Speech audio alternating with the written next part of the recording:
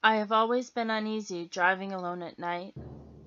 It was worse the first few times, when I had just gotten my license. But the nagging fear has never gone away to this day. It's disorienting to look into the mirrors and see nothing. And I mean nothing but the consuming blackness of the night. It makes me hesitant to check the mirrors should I see this dark void. Or worse, someone sitting in my back seat staring at me. In the summer of 2013, I found myself driving home alone on Highway 902 from a party. It was almost midnight, and needless to say, it was pitch black. As was usual at night, I was on edge. I had the radio off and could hear nothing but the muffled roar of tires on pavement and the dull hum of the engine. I stole a glance into the middle rearview mirror and saw nothing but darkness through the back window.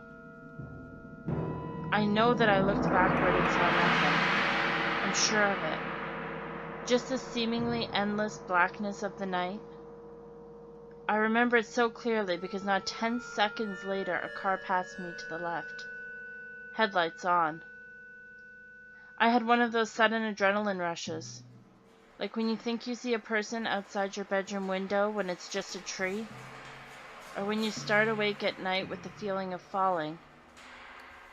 10 seconds earlier, nothing had been behind me. Suddenly, a car. I drove all the way home shivering and knowing something was off. The next morning, I found 2 sets of scratches near the back of my van. One was on the left rear, one was on the right. The car was pretty old. They could have been there for months. But that was the first time that I distinctly remembered seeing them. In hindsight, there are 2 possibilities for what happened that night.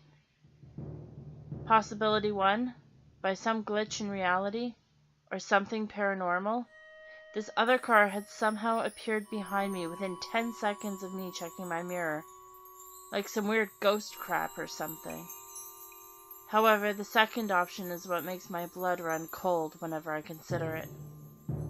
It didn't even occur to me until months after the fact. But it makes me dread driving alone at night even more. Possibility 2. The car was normal. It had approached me from the rear and passed me to my left. However, something large and wide, and as black as the night had been clinging to the rear of my car, obscuring my view through the window and leaving deep scratches on the sides. And I had inadvertently driven it home with me.